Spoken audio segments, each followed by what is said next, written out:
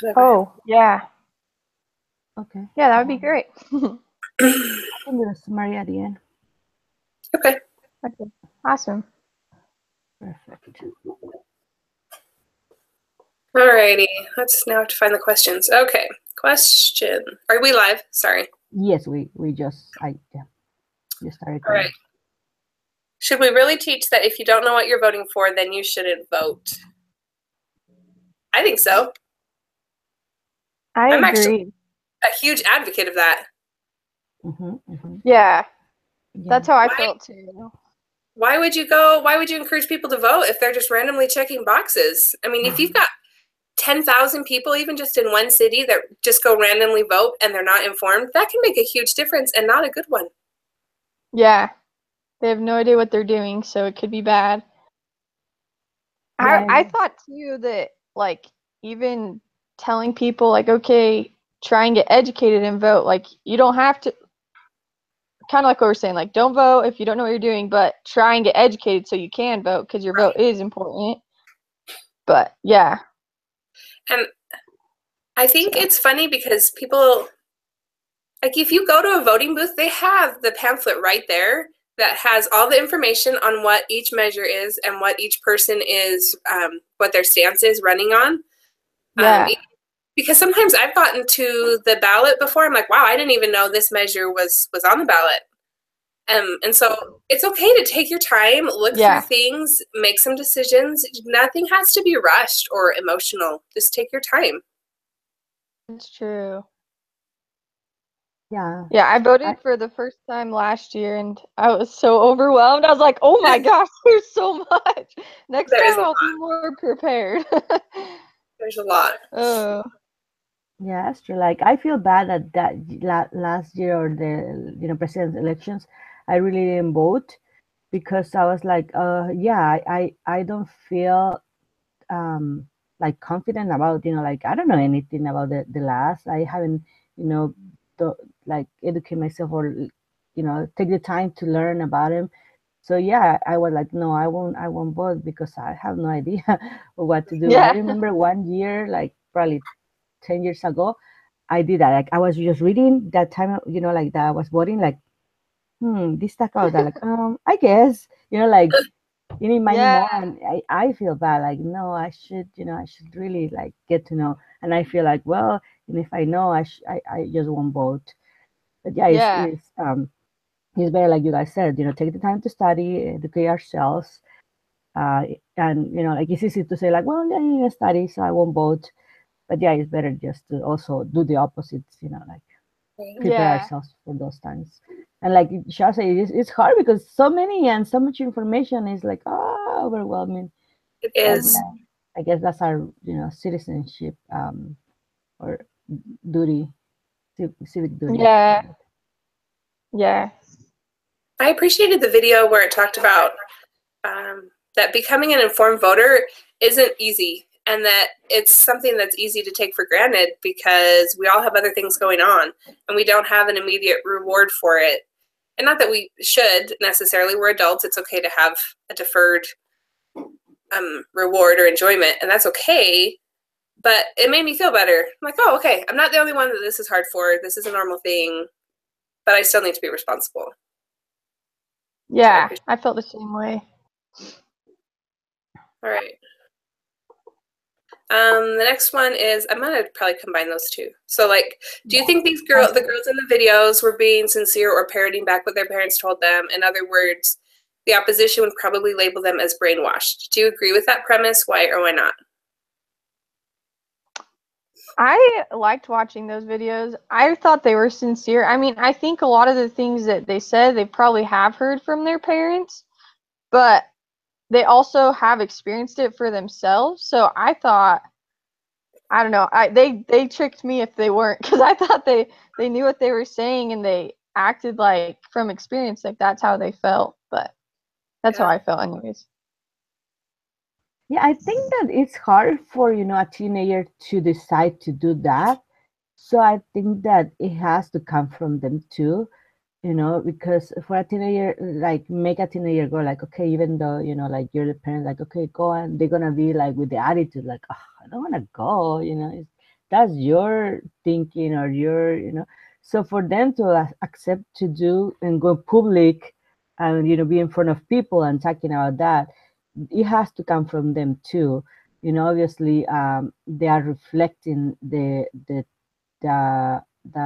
beliefs of their parents because they're being raised. They have to. Parents, is their duty to give them values and morals and beliefs. Like to nurture those things on them. So obviously, it's gonna come from them. Or from people that influence them, about that. It has to come from somewhere, and usually the parents. But they are the ones that decide, at the end, if they're gonna be there or not. The first girl looked like, younger and a little bit timid, but the second one, I feel that, like because she looked older, she felt more secure, the way she talked and expressed herself. So I think that it is one is a result of the other, like the how their parents raised them, influenced them uh, for what they believe now. Oh, sorry, my dogs are going to be loud now.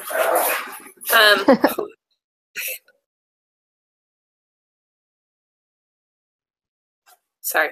Yeah, I was the second girl when they panned out over the size of the audience of everyone in the state building or whatever it was. It was huge. And she was talking like she was just talking with her neighbor. I was impressed. I'm like, how in the world can she? I couldn't do that.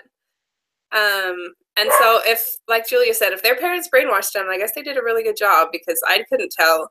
The other thing is, unless they grew up in a closet, like they have to have exposure to all the other things that are going on in the world. I mean, it's on the news, it's at school, it's in your neighborhood, it's everywhere. So even if these girls were so-called brainwashed, they have seen other viewpoints. And to a certain extent, they've been able to make their own decision. So I didn't think they were. Yes, I agree. Hi, Michelle. For sure. I honestly would not have been able to speak. My parents would have had to have like bribed me both times. Like, no way. And that one, the 13-year-old was like powerful and everyone was like clapping and you could just tell she was in it. It was awesome. Yeah, she was amazing. Okay. And then how is that different coming from a child's perspective than an adult's? I thought the second girl really raised that point. I thought it was her that said, no one else is speaking for us. Like the adults want what the adults want, but what about us kids? And that's true. They don't get to vote, and their perspective should be important, especially when the adults aren't taking care of the kids. So I thought it was good to see the difference because it wasn't as selfish, if that makes sense. Like when the adults talk about, well, this is what I want, it comes across as selfish, even for either side of the pro-gay or pro or not. But from a child's perspective, it's not.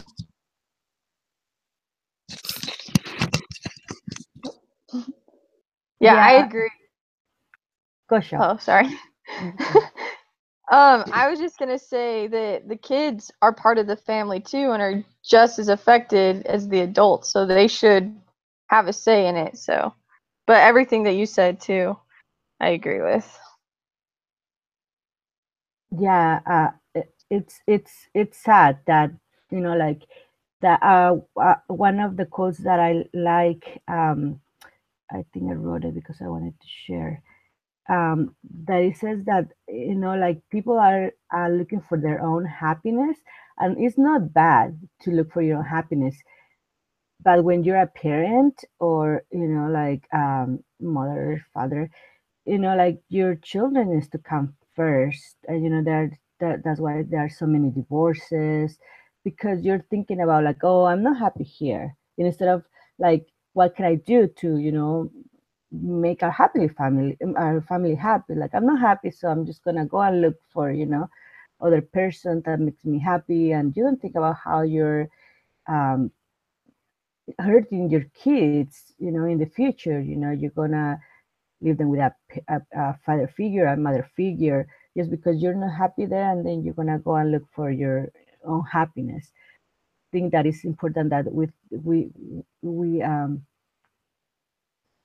educate parents of their role, because I think that's a lot. There is a lack of that in our society. That once we understand what is our role as parents, we need to work on that, and it's gonna your happiness is gonna count. Like once you understand that, like you see your kids happy, you see your husband happy, you want to be happy. It's got like a circle. I feel with my husband, like I always try to do things for him to like make him happy, or him having a good time or whatever. And I feel that because he feels that way, he feels happy, then he also tries to makes me happy. So it's just like a circle. And it's my kids, gonna see that if we're happy, they're gonna feel happy in that environment. So it's just sad to see that how like like the gay community agenda is just so focused on themselves. Like I want to adopt a kid. I don't care how he's gonna emotionally be damaged by that. As long as I'm happy having a kid and having that experience, it's fine. They don't really think about the kid. Like, oh, we're giving them, a parent. You're giving them, they don't have parents, so we are doing something good for them by, adopting them. But they don't really like think about the psychological damage that they, the bullying that they're gonna be having, all the things that is gonna come. They only see one thing, like, oh, they're gonna have parents. But is that like good enough, or is that what they need? I like how the girl says, like, tell me what do I don't need, a mother or a father? Like that was like, yeah, can you choose? Can you choose like what they don't need, or what they need the most? They need both. So that's my type. I like that too, Julia. I thought that was the part that really stood out to me, is how they were talking about how her dad teaches and gives her different things, and how her mom teaches and gives her different things, and that both are very needed for them to for her to grow up, healthy and well balanced. And I just think that sadly society, it doesn't matter if you have a mom or a dad, as long as you have a parent, there's no, I don't know. And so I really like that. I liked hearing that from a kid's perspective, what she valued from both parents and how necessary that is.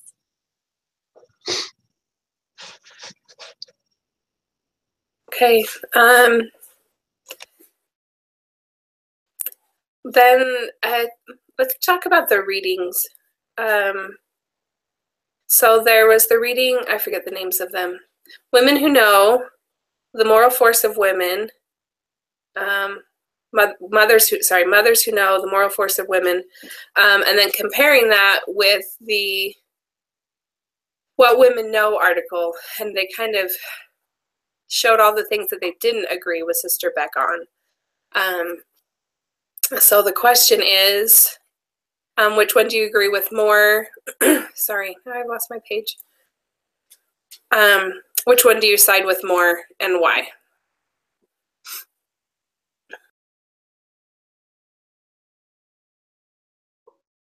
I like the What Women Know article, I think, more. Just as I read it, I felt like less overwhelmed. Like I didn't have to be a perfect mother or wife as I read it, kind of. Like you don't have to be a perfect cook. Like everyone's different. Everyone has their own circumstances, and who you are is like good enough kind of thing. That's kind of what I got from it. So I felt, I don't know, I like both articles too though. So I don't know if that makes sense, but I just felt like less overwhelmed when I read it and felt like, oh, what I'm doing is good enough. I don't know. That's kind of how I felt. Yeah, it was. I think one of those articles, the first one, the Mothers Who Know. Uh, for me, it's always inspiring. I have been able to read it like a few times, and it's always inspiring. And I feel bad that like we as our like human nature, or how we call it, the hold on, puppy.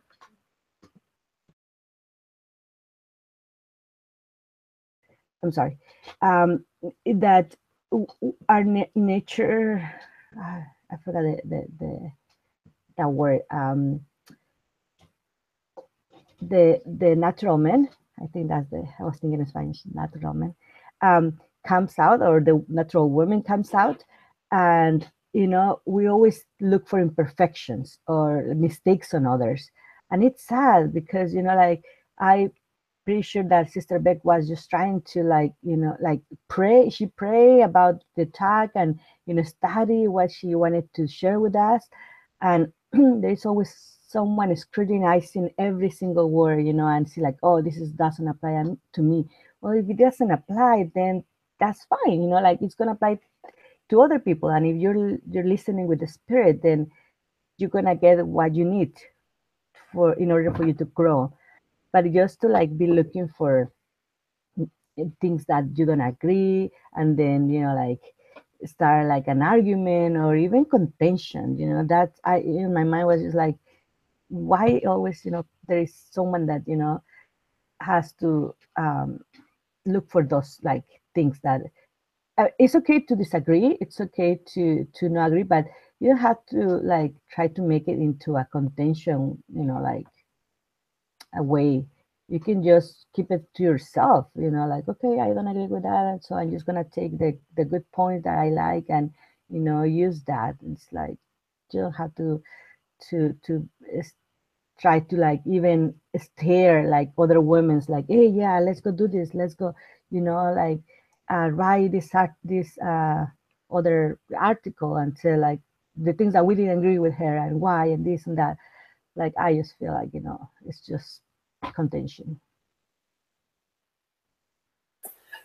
Yeah, I kind of thought the same thing, like, because that's a pretty common talk. I've read it a few times.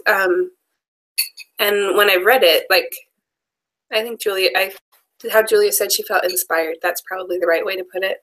And then I often think that she's a mother and a grandmother. Sister Beck was at the time a mother and a grandmother who's running a international women's organization. I really don't think she was saying that women should just stay home and not have any other contributions. Because really she spoke for 10, 12 minutes of anything she could say. She's got 10 or 12 minutes, and this is what she feels she should focus on.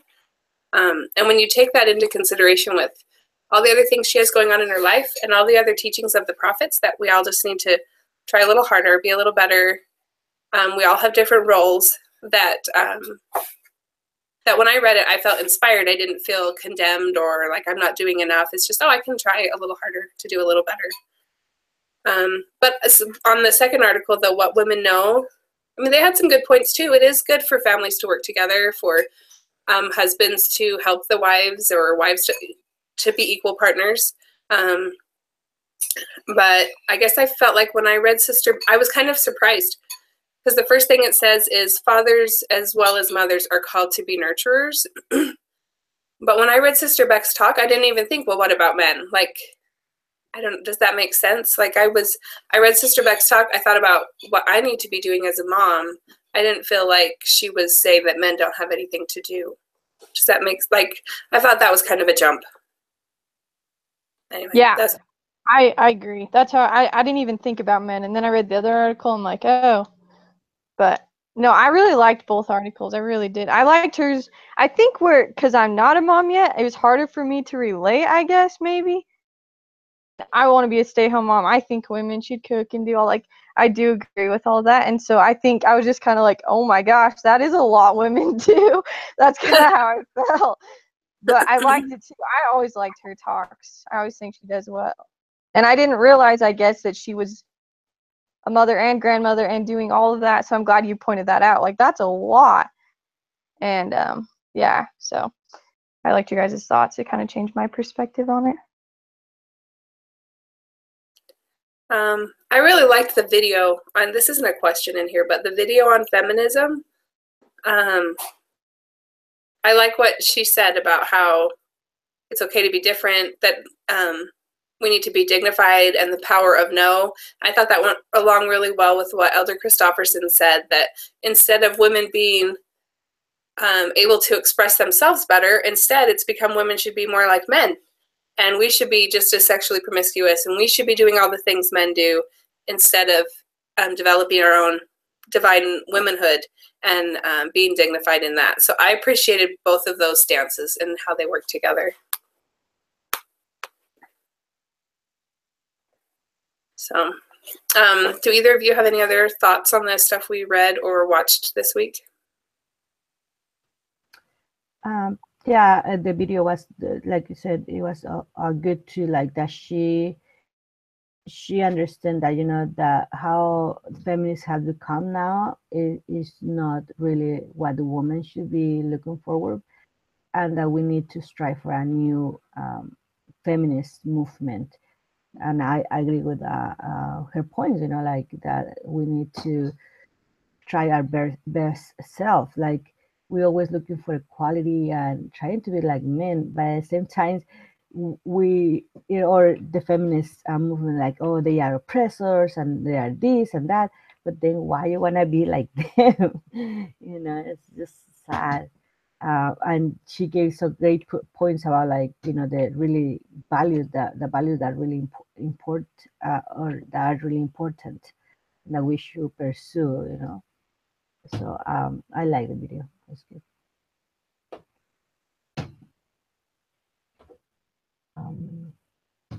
Yes.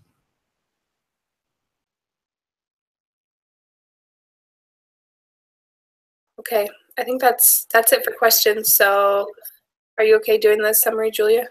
Yeah, sure.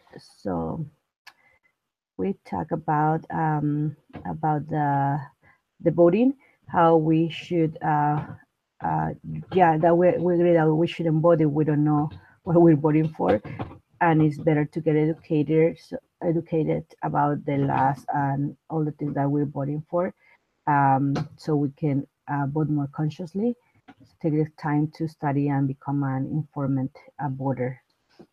Then we talk about how the girls, how we felt that they were,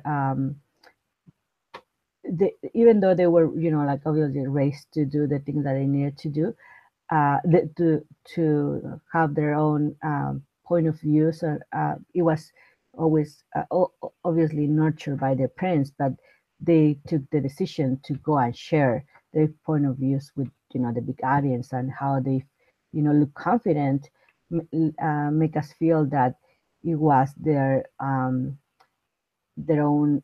decision, and not just they weren't just brainwashed, but they sound sincere, and they felt, you know, secure about the things that they were saying. So that's with regards to that. And then we talk about, you know, how important is to learn about a child's perspective, and, you know, not just than adults. There was, you know, because we as an adult sometimes uh, forget what they need, what their perspective. So it's important to know about them, and not just focus on our needs, the things that, you know, we want, but also like what they need. And then we discuss about the different articles that we read, women that we know, and the what women know and what mothers know, and how we talk about how there is some things on the women's what women know that are good, and how, you know, also uh, there are things that, you know, like we need to look on the ancestor tag, that it was mostly inspired inspired to us about how we can improve as a woman or mothers. Um, and the video from Elder Christopherson, that it was, you know, so like I think he was supporting Sister Beck attack. And then the video about feminism, that it was, you know, like also teaching us how we should have a new feminist movement. So that's what we covered today. And you're missing something.